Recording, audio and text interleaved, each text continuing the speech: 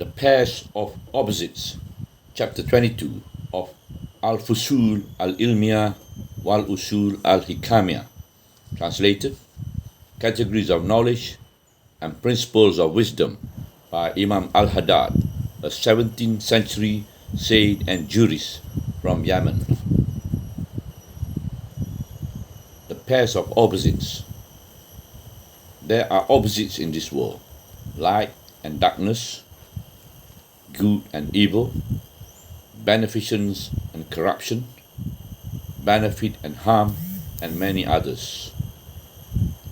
People whose powers of discernment are weak may observe this and wonder, and then perhaps imagine that had the world been exclusively of light, goodness, and beneficence, would have been better.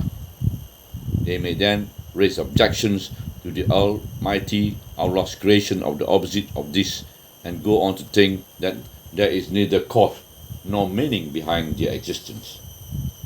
This way of thinking is nothing but ignorance, rational inadequacy, and unawareness.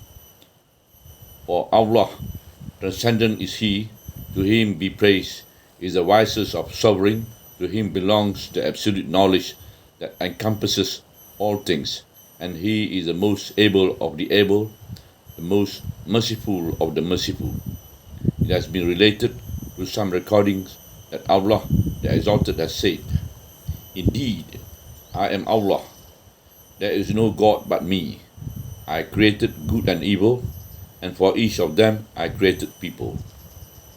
Blessed are those whom I created for good, and through whom I caused it to happen, and woe to those whom I created for evil, and through whom I brought it about, and woe also to those who ask why and how."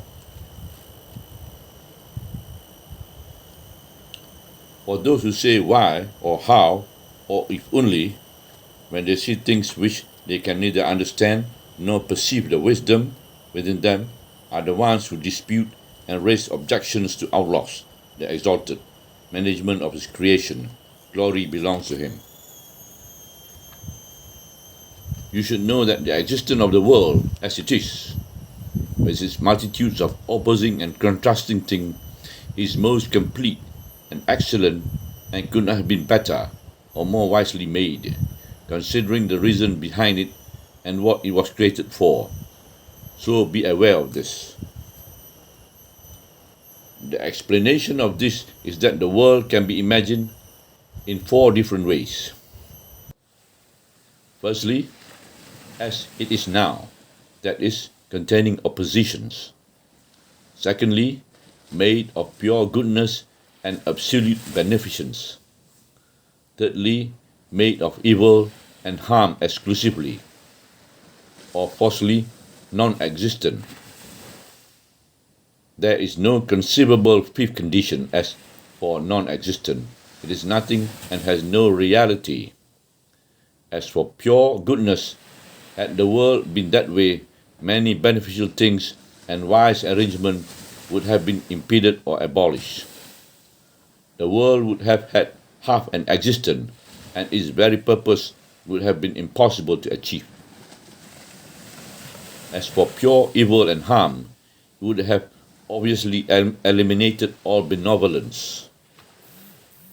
You now know, from what has just been stated, that the condition in which the world was created is the best and the most perfect. This is akin to the concept mentioned by Imam Al-Ghazali in the book of Tawhid in the Revival. A better world there could never have been. This statement is sound, acceptable, and there can be no objection to it. But yes, when he went to great lengths in the exposition of this idea, verbal expression proved too limited to express the meaning as intended. Then the problem arose, and there was misunderstanding. The intention of the Imam was sound, and the meaning he aimed at noble and subtle.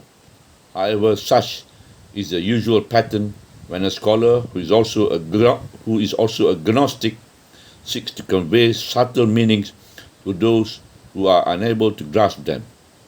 Matters become more obscure and problematic, and the man of knowledge becomes a target for the objection of those to whom such knowledge does not belong and who are not well versed in it. You should know that the existence of the world as it is contains many signs indicating the names of Allah, the Exalted, and His attributes. This is possible only when the world is as it is. There are also signs referring to other worldly matters, which is only possible with the world being as it is. There are also signs concerning this world, which is again possible only because it is as it is. This is because light can be known only by the presence of its opposite, which is darkness. Good can be known only by the presence of evil, and this goes for virtue and corruption, benefit and harm, health and sickness, and so on and so forth. Be attentive to what we have explained in this chapter, for those are noble meanings and subtle truths which need to be fully explained and clarified by many words and lengthy exposition. Allah says the truth and He guides to the right path.